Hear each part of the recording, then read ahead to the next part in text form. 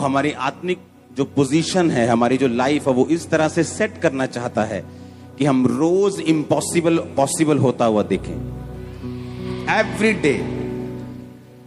कई बार जो हम मांग रहे होते परमेश्वर हमें देता नहीं, जस्ट हमें चेक करने के लिए, हमारी विश्वास योग्यता को परखने के लिए। जैसे मुझे उसने चेक किया हीलिंग अनॉइंटिंग देने से पहले, खुद बीमारी में रख के, इतना बड़ा काम देने से पहले खुद मेरी वफादारी को उसने चेक किया है। कई बार वो इन कारणों से हमें रोक के रखता है, लेकिन उसके साथ भी वो हमें ऐसी पोजीशन में चाहता है कि हम रोज असंभव कामों को संभव होता हुआ देखें। यही परमेश्वर का प्लान है आपकी लाइफ के लिए। परमेश्वर चाहता हम इस पोजीशन में रहें, हमेशा इस तैयारी में, इस पोजीशन में रहें कि हम रोज एवरी डे अपने बच्चों में, अपनी लाइफ में, अपनी फैमिली में रोज एक नया मिरेकल्स देखें, रोज एक नया चमत्कार देखें एवरी डे। वो ऐसा सुपरनेचुरल हमें बनाना चाहता है। हमारा शरीर उसके आड़े आता है, हमारा व्यभिचार, हमारा गुस्सा, हमारी लड़ाइयां, हमारे झगड़े, प्रार्थना का ना कर पाना, प्रार्थना में ध्यान ना लगाना। मेरा प्रार्थना च ध्यान नहीं लगता, किसी का नहीं लगता। मेरा प्रार्थना में मन नहीं करता, पास्टर्स का भी मन नहीं करता, मन किसी का नहीं करता। लेकिन जब मालूम होता है कि ये कड़वी दवाई मेरे शरीर को हील कर सकती है, तो हम पीते हैं। और जब हमें मालूम होता है कि परमेश्वर की प्रेजेंस में अगर हम रहेंगे, उसकी हजूरी में हम रहेंगे और प्रेयरफुल रहेंगे और वचनों पे चलते रहेंगे और लिखित वचनों से हटेंगे नहीं, तो परमेश्वर ये ऐसे काम करता है कि हम रोज इम्पॉसिबल को पॉसिबल होता देखें अपनी लाइफ में। ऐसा रोज होगा। आपने एक मिरेकल सुना, हम रोज सुनते हैं। हम मंगलवार भी सुनते हैं, हम सोमवार भी लोगों को सुनते हैं, हम बुधवार भी सुनते हैं मेरी लाइफ में ये काम हुआ, हम वीरवार भी सुनते हैं, आप संडे थर्सडे सुनते हैं, और रोज प्रेयर माउंटेन की शायद प्रार्थना में सुनते होंगे, लेकिन हम रोज सुनते हैं। ऐसे लोग जिनको यूट्रस का कैंसर था, ऐसे लोग जिनको अंदर जिनके बड़ी रसौलियां कैंसर की बन चुकी थी, जस्ट एक विजिट चर्च में आए वो एक बार, 7 समुंदर पार से जब वापिस गए, लाइफ चेंज थी। मैं जस्ट एक टेस्टिमनी आपको दे रहा हूं। और जब उनकी टेस्टिमनी आती है और जब वो बताते हैं कि हमारी पूरी लाइफ, हमारी पूरी जिंदगी, मेरी पूरी जिंदगी इस बीमारी के आसपास थी, शादी नहीं हो पाई, काम नहीं कर पाई, फैमिली से बना के नहीं रख पाई, लाइफ में इमोशनल डिस्टर्ब रही, मेरी जिंदगी खराब हो गई। लेकिन जब मुझे मालूम हुआ कि परमेश्वर हील, और मैं क्रिश्चियन लोगों की बात कर रहा हूं, और फैसला किया 7 समुंदर पार से कि चलो चर्च में चलते हैं। वहां पे ले हैंड हुआ, वापिस गई, सिचुएशन बदल गई 100%। क्योंकि परमेश्वर ऐसा चाहता है, क्योंकि वो सुपरनेचुरल है, वो सामर्थी है, वो डरता नहीं, वो संभव को संभव करने वाला है। और वो ये चाहता है उसके बच्चे भी रोज ऐसा देखें और करें अपने हाथों से भी। आपकी दुकान पे कस्टमर नहीं, उस जगह जहां कस्टमर खड़े होते, खड़े होकर गैर भाषा बोलो आधा घंटा, तुम सारा दिन फ्री नहीं होंगे। आपको करना नहीं आता काम। हालेलुया। परमेश्वर चाहता हम इम्पॉसिबल रोज देखें एवरी डे। जस्ट उसको ऐसे बर्तन चाहिए जो समर्पित हों, जो तेल परमेश्वर उन बर्तनों में उंडेलना चाहता है वो गंदे ना हो, वो तैयार हों कि परमेश्वर जस्ट उंडेल सके। जितना मिरेकल आप चाहते हैं, जितना असंभव आप देखना चाहते हैं, आपको मालूम परमेश्वर उससे ज्यादा देखना चाहता है आपकी लाइफ में। पर बाइबल कहती है वो वचन से बंधा हुआ है, वो वचन से इधर उधर नहीं होता। अगर आप उसकी महिमा के लिए कुछ मांगेंगे वो आपको देगा, बाइबल कहती है। उसने कहा तुमने मांगा पर पाया नहीं, क्योंकि तुम इसलिए मांगते हो कि व्यभिचार में उड़ा दो। परमेश्वर रोज चाहता है आपकी लाइफ में मिरेकल्स हो एवरी डे। आपका फादर बीमार है, आप चर्च में आती, जस्ट अपना हाथ रखो उस पे, वो हील होगा। आपकी फैमिली में परमेश्वर आपके जरिए मिरेकल करेगा, अपने बच्चों पे, आपके रिश्तेदारों के ऊपर। इतनी सामर्थ जो यहां से लेके जाते हो, कहां खर्च करोगे? कुछ कहीं तो खर्च करो, अंदर ही अंदर वो दब जाएगी नहीं तो। और ये परमेश्वर की विल है आपकी लाइफ में।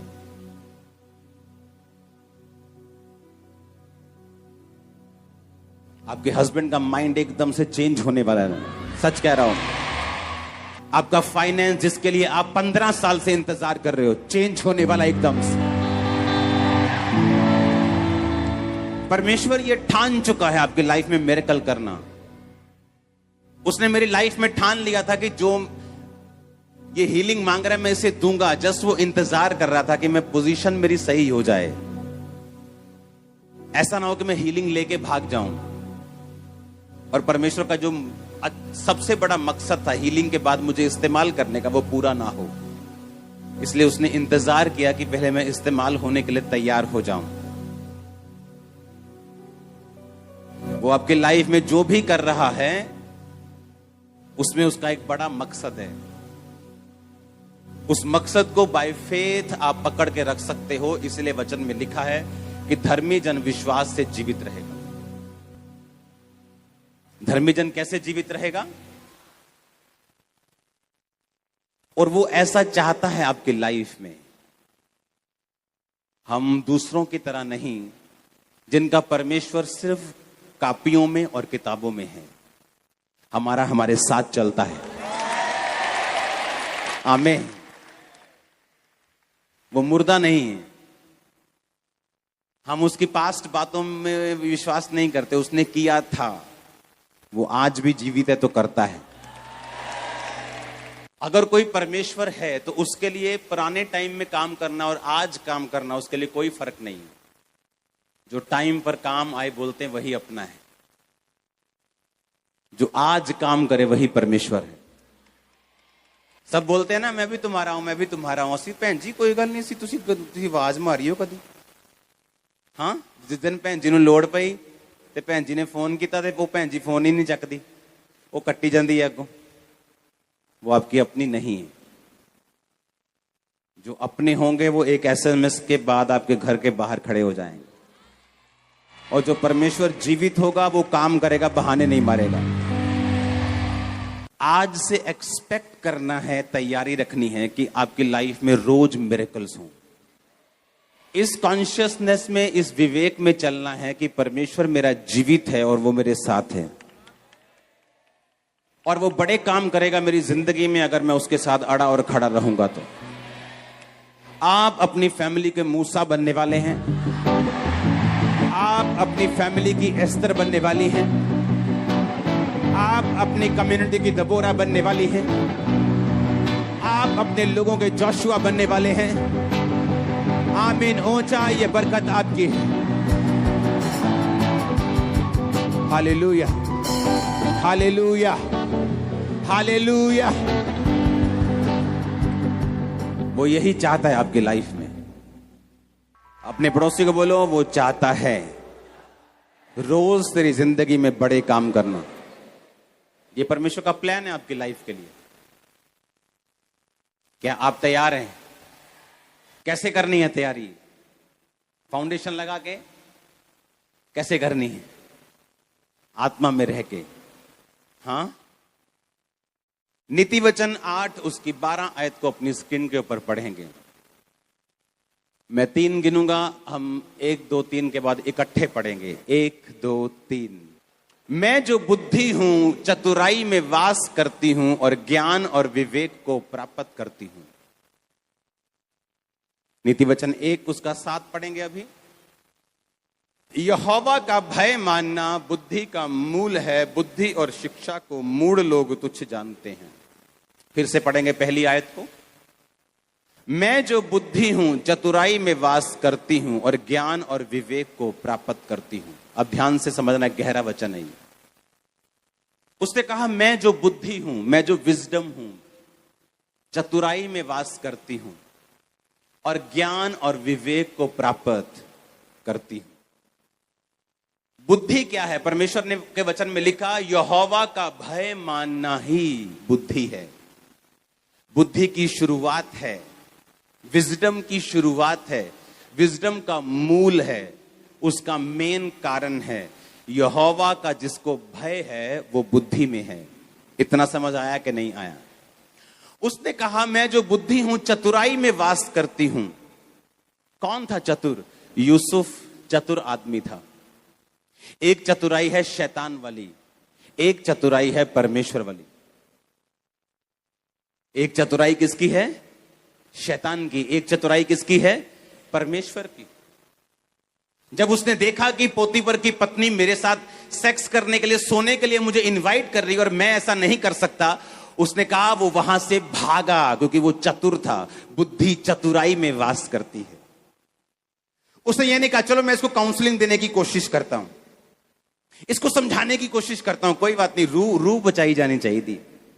फिर जो रूह ने बैठना सी इदा करके आराम ना, फिर इदा करके, तो जड़ी रूह ਨੂੰ बचाना सी तो तू ही फंस जाना सी। समझ गए कि नहीं?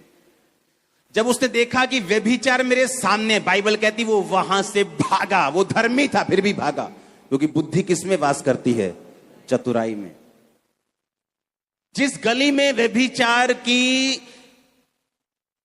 थोड़ी सी प्रॉब्लम हो सकती है, मैं स्कूटर लेके भी उधर क्यों जाऊंगा? चाहे मुझे उधर से निकलना वैसे ही है, मैं किसी और गली से निकल जाऊंगा, उधर से नहीं जाऊंगा। मैं जो बुद्धि हूं चतुराई में वास करती हूं। कहता मैं फिर ज्ञान और विवेक को प्राप्त करती हूं। कौन सा ज्ञान? ये वो ज्ञान नहीं जो आप किताबों में लेते हैं, जो स्कूल और कॉलेजेस में मिलता है। वो ज्ञान अच्छा है, लेकिन उस ज्ञान की परमेश्वर बात नहीं कर रहा है। ये ज्ञान उससे ऊपर है। ये ज्ञान वो ज्ञान है जो हेवनली है, जो स्पिरिचुअल है। ये ज्ञान वो है जब आप एक रात फैसला करते हैं कि मुझे, जो मेरा भाई, जो मेरा दोस्त मुझे पार्टनरशिप बिजनेस में करने के लिए बोल रहा है, मैं सुबह उसके पास जाता हूं और मैं जाके बोलता हूं कि ठीक है मैं तेरा पार्टनर बनने के लिए तैयार हूं। और जैसे ही आप सोते हैं, अगर आपके अंदर परमेश्वर की डर है, भय है, बुद्धि है, तो रात को आपको सपना आएगा कि सुबह मत जा। ज्ञान कौन सा वाला? वो जो ऊपर से आता है। यीशु मसीह ने कहा कितने पति हैं तेरे? उसने कहा मेरा तो अभी मैरिज। यीशु मसीह ने कहा तू कितने पति कर चुकी? कितने? 5 पति कर चुकी। उसने कहा मुझे ऐसा लगता है कि तू एक भविष्यद्वक्ता है। वो ज्ञान कहां से आया था? यीशु मसीह ने कहीं पढ़ा था? कहां से आया था? हेवन से आया था। जब आपके अंदर बुद्धि काम करना शुरू करती है, जो चतुराई के साथ काम करती है, परमेश्वर ने कहा वो ज्ञान और विवेक को प्राप्त करते हैं। जब ज्ञान, हेवनली ज्ञान आपके अंदर आता है, आपको मालूम होता है कि मुझे ये काम नहीं करना, ये आदमी से नहीं मिलना, ये औरत से नहीं मिलना, ये वाला काम नहीं करना। आपको सपना आता है, लेकिन होता क्या है? जिस दिन सपना आना होता है, आपने 6 घंटे टीवी देखा होता है, आपने सारे टीवी के प्रोग्राम देखे होते हैं, आपने फेसबुक पे घंटों बिताए होते हैं, आप इतना संसार में गुमे होते हैं कि जब आप लेटते हैं आपको कोई सपना नहीं आता। जबकि आप लोगों को जो नींद है, जो आपका सोना है, वो सोने के लिए नहीं बल्कि परमेश्वर से बात करने के लिए है। आज कलीसिया गुमी हुई क्यों है मालूम? आज कलीसिया लॉस्ट क्यों है? आज क्रिश्चियन लोग जो हैं वो गुमे गुमे से क्यों हैं? ना तो अपने फाइनेंस में, ना लाइफ में, ना फैमिली में, ना सेहत में। हर तरफ उनको लगता है कि, ऐसा लगता है कि परमेश्वर है ही नहीं, क्योंकि उनके काम परमेश्वर वाले नहीं। उसने कहा मैं जो बुद्धि हूं किसमें वास करती हूं?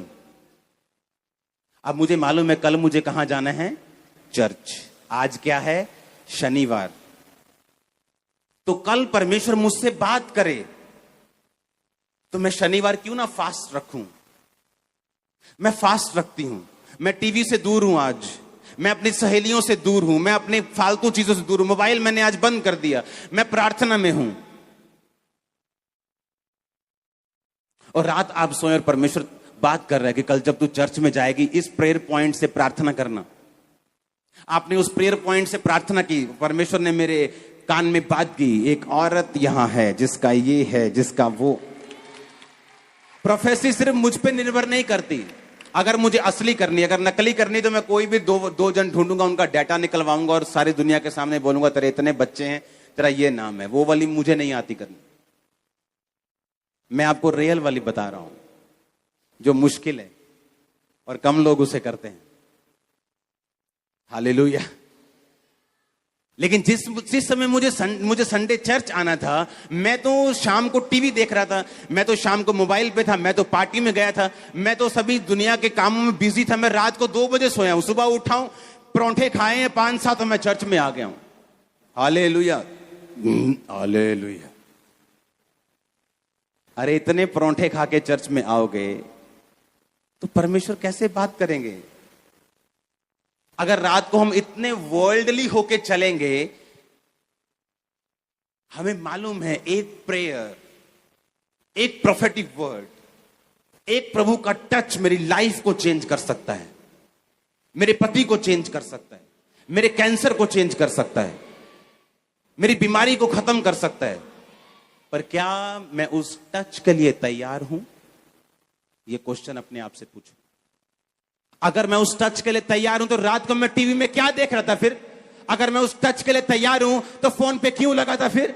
अगर उस स्पर्श के लिए तैयार हूं तो कहां थी मेरी पवित्रताई? उस स्पर्श के लिए अगर तैयार हूं तो कहां थी मेरी प्रार्थना? वो तो है नहीं। लेकिन हम आके डिमांड करते हैं, परमेश्वर, जैसे मर्सिडीज के शोरूम के सामने हम रोज जाके बोले मुझे मर्सिडीज चाहिए लेकिन मैं पैसे साइकिल के दूंगा। बोलेगा भाई मर्सिडीज चाहिए, मर्सिडीज के पैसे ले आ। हम कैसे तुझे दे दें? हम नहीं दे सकते। उसने कहा मैं जो बुद्धि हूं किसमें वास करती हूं? नीति वचन कहता है, हे भोले लोगों, कब तक भोले बने रहोगे? कब तक परमेश्वर पे सारा कुछ छोड़ते रहोगे? जबकि परमेश्वर ने तुम्हें सारा सिस्टम दिया है। उसने अमीर होने के लिए तुम्हारे बीज बोने की व्यवस्था रखी है। उसने सामर्थ्य होने के लिए तुम्हारी प्रार्थना करने की व्यवस्था रखी है। उसने आवाज सुनने के लिए फास्टिंग की व्यवस्था रखी है। तुम कब तक वो नहीं छुओगे? और कब तक तुम भोले बने रहोगे? और कब तक भटके रहोगे? और कब तक तुम उसकी आवाज ना सुनोगे? हालेलुया। अगर मैं बुद्धि हूं, उसने कहा मैं जो बुद्धि हूं मैं चतुराई में वास करती हूं। मुझे मालूम है उस संगति में अगर मैं जाऊंगा तो मेरी स्पिरिचुअल लाइफ बिगड़ सकती है। मैं जानता अगर मैं उस दोस्त के साथ ज्यादा मिलूंगा तो मेरी स्पिरिचुअल लाइफ पे इफेक्ट हो सकता है। मैं तो कई पास्टर्स को नहीं देखता हूं, उनकी फेसबुक तक नहीं देखता हूं, क्योंकि जब वो फेक करते हैं और आप उनके अच्छे रिजल्ट्स को देखते हैं वो आपको प्रभावित करती है, लेकिन आपको मालूम नहीं फ्यूचर में उनके साथ क्या होगा। जब मुझे मालूम है परमेश्वर की बुद्धि चतुराई में वास करती है, मुझे चतुर होना पड़ेगा, मुझे चालाक होना पड़ेगा। सांपों की तरह यीशु मसीह ने कहा तुम्हें चालाक और बुद्धिमान होना पड़ेगा। उसने सांप की एग्जांपल दी। यीशु मसीह ने कहा सांप की तरह बुद्धिमान बनो। कबूतर के नाई क्या बनो? भोले बनो। कबूतर को पकड़ लो, वो आपको चोंच नहीं मारता, वो आप पे अटैक नहीं करता। उसने हमें कबूतर की तरह बनने के लिए बोला कि अटैक मत करो।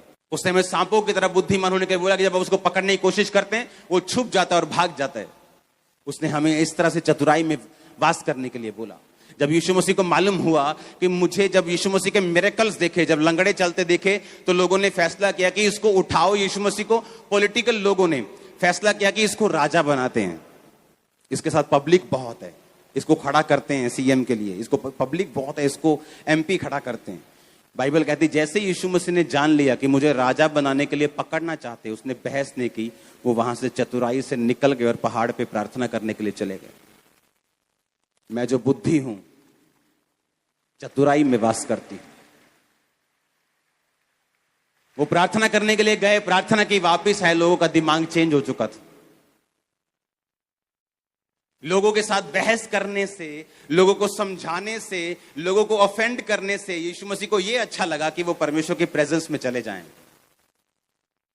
अपने मोती सूरों के आगे पवित्र वस्तुएं कुत्तों को मत। लेकिन ये बुद्धि कैसे काम करती है? जब आप परमेश्वर का भय मानना लिखा उस बुद्धि का मूल है। और वो किसको प्राप्त करती है? ज्ञान को। कौन सा ज्ञान? जो हेवनली है, हेवनली ज्ञान। आने वाले समय में लोग टीवी पर देखेंगे, हजारों लोग, आज 1000 लाखों लोग ब्रांचेस में बैठे हुए हैं, टीवी पे देख रहे हैं। ज्ञान कहां से आया था? ये ज्ञान, ये टेक्नोलॉजी वाला ज्ञान नहीं था, कि उस समय टेक्नोलॉजी थी नहीं ऐसी जब मैं ये प्रोफेटिक वर्ड दे रहा था लोगों को। इंटरनेट नहीं था लोगों के पास। टेक्नोलॉजी छोड़ो, जब परमेश्वर आपको ज्ञान देता है, वो ज्ञान कौन सा होता है? वो आपके परिवार के लिए होता है, आपके हस्बैंड के लिए होता है, आपके बच्चों के लिए होता है, आपके बिजनेस के लिए होता है, आपकी जॉब के लिए होता है, आपके पार्टनर को कैसे चुनना है, वो ज्ञान परमेश्वर हेवनली आपको देता है। आज कितने हजारों क्रिश्चियंस हैं जो रॉन्ग मैरिजेस में फंसे हुए हैं, क्योंकि ज्ञान नहीं था। कौन सा वाला? हेवनली। जब चुनने का समय आया मालूम नहीं था, जिनकी सुननी चाहिए थी उनकी सुनी नहीं, और खुद परमेश्वर से कोई संबंध था नहीं, क्योंकि परमेश्वर ने कहा मैं जो बुद्धि हूं, बाइबल कहती है चांदी और सोने और कुंदन से भी अधिक मूल्य किसका है? बुद्धि का। उसने कहा सोने की इच्छा मत रखो, चांदी की इच्छा मत रखो, बुद्धि की इच्छा रखो, वो सोना और चांदी भी आ जाएगा। हालेलुया। जब सुलेमान ने परमेश्वर से मांगा, उसने इसी बुद्धि को मांगा, उसे मालूम था। और परमेश्वर ने कहा जब मैं तुझे बुद्धि देता हूं तो उसके पीछे पीछे ऐश्वर्य भी आएगा, पैसा भी आएगा, ताकत भी आएगी, जीत भी आएगी, क्योंकि तूने सही चीज मांगी है। और कैसे आएगी ये बुद्धि? उसने कहा यहोवा का भय मानना बुद्धि की शुरुआत और बुद्धि का मूल है। मैं जो बुद्धि हूं किसमें वास करती हूं? चतुराई में, और ज्ञान और विवेक को प्राप्त करती हूं। जब बुद्धि आती, विवेक आता है, ज्ञान आपको बढ़ाता है। जब ज्ञान आता है आप अगला स्टेप ले पाते हैं। जब ज्ञान आता है आप अपनी लाइफ के नेक्स्ट लेवल पे चले जाते हैं। जब ज्ञान आता है आप अपनी लाइफ के एक नई हिट को, नया नया सिक्सर मारते हैं आप अपनी लाइफ में, जब ज्ञान आता है, क्योंकि वो हेवनली होता है। जो ज्ञान ऊपर से आता है वो फेल नहीं होता। आप नीचे के ज्ञान से कोई बिजनेस खोल सकते हो कि इस इलाके में ये बिजनेस चल सकता है, और वो चल भी सकता है, लेकिन जो ज्ञान, और फेल भी हो सकता है, लेकिन जो ज्ञान ऊपर से आएगा वो कभी फेल नहीं होगा। और मैं उस ज्ञान की बात नहीं कर रहा हूं, ये ज्ञान आपकी लाइफ के लिए पर्सनल होता है। ये बाइबल के शब्दों का ज्ञान मैं बात नहीं कर रहा हूं। आपकी लाइफ में आपको क्या चाहिए और वो कैसे होगा, आपके बिजनेस में आपको क्या करना है, पर्सनल लाइफ में क्या करना है, मैं उस ज्ञान की बात कर रहा हूं। आप मेरी बात समझ रहे कि नहीं? उसने कहा जब बुद्धि तुम्हारे अंदर आएगी, जब यहोवा का भय तुम्हारे अंदर आ जाएगा, जब परमेश्वर का भय तुम्हें आ जाएगा कि मुझे ये काम नहीं करना, मुझे यहोवा का भय है, मुझे व्यभिचार नहीं करना, मुझे ये काम नहीं करना, मुझे नशे में नहीं घुसना है, मुझे मूर्ति पूजा में नहीं घुसना है, मुझे ये काम नहीं करना, मैं यहोवा का भय मानता हूं, तो परमेश्वर ने कहा बुद्धि की शुरुआत तुम में हो जाएगी। और बुद्धि चतुराई में वास करती है। जब बुद्धि तुम में वास कर जाएगी तो तुम ज्ञान को और विवेक को क्या करोगे? प्राप्त करोगे। और वो ज्ञान कौन सा होगा? वो तुम्हारे लिए होगा, वो एक रेमा वचन होगा, वो ज्ञान तुम्हारे लिए एक पर्सनल गाइडेंस होगी जो परमेश्वर तुम्हारे परिवार के लिए तुम्हें देगा। वो गाइडेंस होगी तुम्हारे बच्चों की पढ़ाई के लिए, वो गाइडेंस होगी तुम्हारी लाइफ के लिए, तुम्हारे बिजनेस के लिए, तुम्हारे जीवन के लिए। वो परमेश्वर तुम्हें कब देगा? जब तुम्हें बुद्धि होगी और तुम परमेश्वर का भय मानते होंगे। तो उसने कहा जो मैं जो बुद्धि हूं चतुराई में वास करती हूं। फिर तुम्हें बुद्धि लेने के बाद चतुर होना होगा। आमीन। तुम ऐसा नहीं कहते मुझे मालूम नहीं था, मैं उधर चला गया, मेरे साथ ये हो गया। नो नो नो, तुमको पहले सोचना है बुद्धि चतुराई में क्या करती है? रहती है। आमीन। और फिर कहती है मैं ज्ञान और विवेक को प्राप्त करती हूं।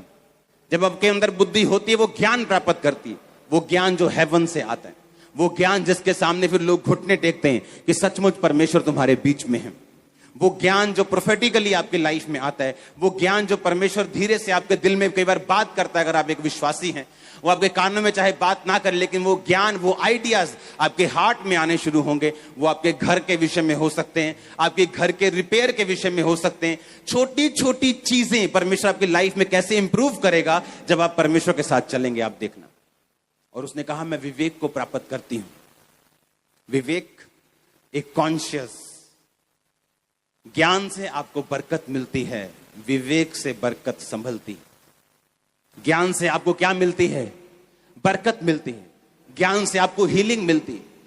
40 रोजे 5 बार रखने के बाद जब मैं सोया हुआ था तो परमेश्वर ने मुझसे बात की थी कि बाइबल के वचनों को दिल खोल कर, अपनी प्रार्थना को दिल खोल के शब्दों में बोल बोल कर मेरे आगे प्रकट कर, मैं तेरी बीमारी को दूर कर दूंगा।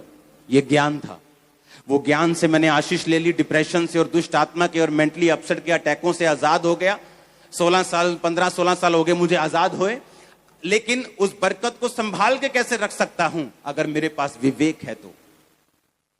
अगर विवेक नहीं, वो विवेक था। कहां लिखा था बाइबल में कि व्यभिचार करना मना है? कहीं नहीं लिखा था। जब यूसुफ को ऑफर मिला तो कहां लिखा था बाइबल में व्यभिचार मत कर? अभी वचन तो आया ही नहीं था, वचन तो मूसा के बाद आया, अभी तो मूसा जन्मा ही नहीं था, वो तो पहले की बातें। कहीं नहीं लिखा था व्यभिचार ना कर। किसकी सुनी उसने? विवेक, अंदर वाला मन, कॉन्शियस। उसने कहा ऐसा नहीं हो सकता, मैं ये काम नहीं कर सकता, मेरा मन इसकी गवाही नहीं देता।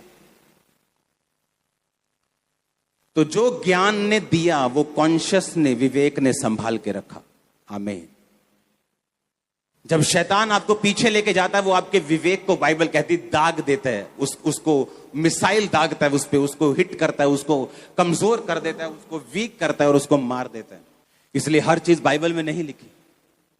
बाइबल में कहीं लिखा है सिगरेट ना पियो, तो पियो फिर सब जाके। कहां लिखा है ना पियो? कहां लिखा है? यहां लिखा है ना पियो। विवेक में लिखा है। कहां लिखा था कि टाइथ देना है? जब अब्राहम ने कहा मैं तुझे टाइथ दूंगा, कहीं नहीं लिखा था। उसको मालूम था कि मेरा परमेश्वर के साथ एक संबंध है, एक वाचा है, मैं अपने टाइथ को पे करूंगा। जब लोग इसको नए नियम से, पुराने नियम से प्रीच करने की कोशिश करते हैं, वो अपनी डॉक्ट्रिन्स को रैंडमली चेंज करते रहते। देना चाहिए, कोई कहता नहीं देना चाहिए, क्योंकि ये प्रीचिंग नहीं, ये एक टीचिंग नहीं, ये डॉक्ट्रिन नहीं, ये एक वाचा है परमेश्वर के साथ। अगर मैं प्यार करता हूं तो मैं प्रभु को दूंगा। तो कहां लिखा था? कहीं नहीं लिखा। मैं जो बुद्धि हूं, इसलिए उसने कहा अगर तुम में बुद्धि होगी तो तुम ज्ञान को और विवेक को प्राप्त करोगे। वो विवेक होगा जो तुम्हें बीज खाने के लिए मना करेगा, जो तुम्हें टाइट खाने के लिए मना करेगा। वो विवेक होगा जो तुम्हें ऐसी संसारिक चीजों से दूर रहने के लिए बोलेगा कि तुझे दूर रहना है ताकि परमेश्वर तुझसे कांटेक्ट कर सके।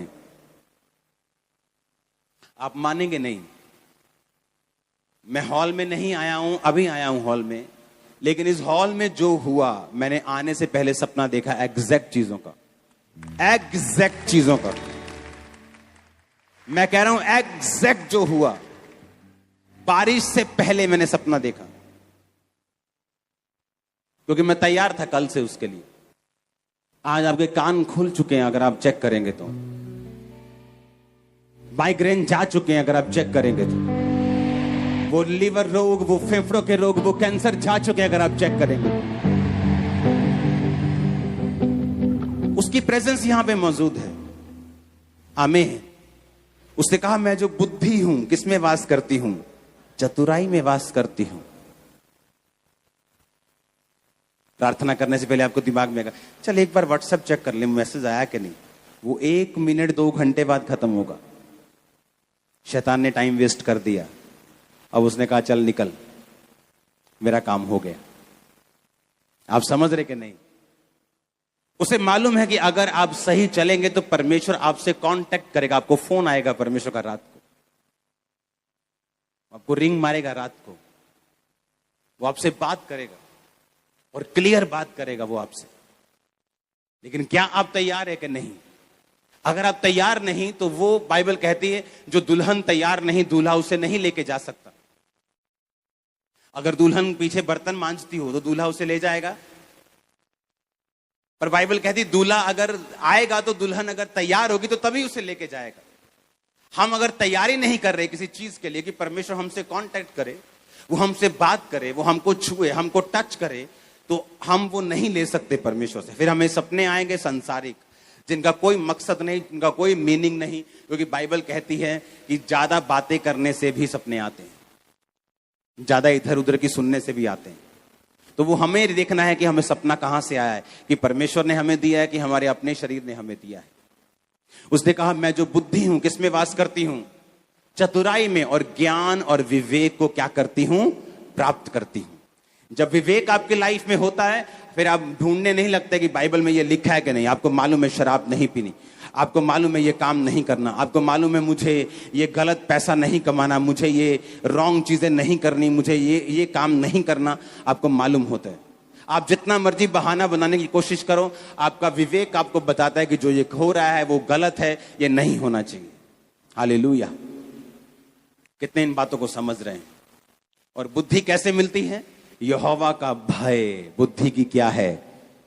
इसका मतलब अगर मुझे यहोवा का भय है, मैं परमेश्वर का डर मानता हूं, पाप से दूर रहता हूं, तो ये सब चीजें मेरी लाइफ में होनी शुरू हो जाएंगी। वो कांटेक्ट करेगा, वो टच करेगा, वो हील करेगा, वो डिलीवर भी करेगा, वो ज्ञान देगा, वो विवेक देगा, वो संभाल के रखेगा, वो आगे भी लेके जाएगा। आप मेरी बात समझ रहे कि नहीं? मैं जो बुद्धि हूं कहां वास करती हूं? चतुराई में वास करती हूं। हे भोले लोगों, कब तक भोलेपन से प्रीति रखोगे? उसने कहा। तुम्हें मालूम है आज अगर मैं इस रिश्तेदार के घर जाऊंगी तो मुझे सब कुछ खाना पड़ेगा, लंगर, सब कुछ लेना पड़ेगा, लेकिन फिर भी तुम उस बकरे को जिसको काटना होता है ना, वो जाता है गाजर के आगे आगे, वैसे तुम जाती हो कि उसने बुलाया, अगले दिन जाओ, अगले दिन जाओ, मैंने कहा। आमीन।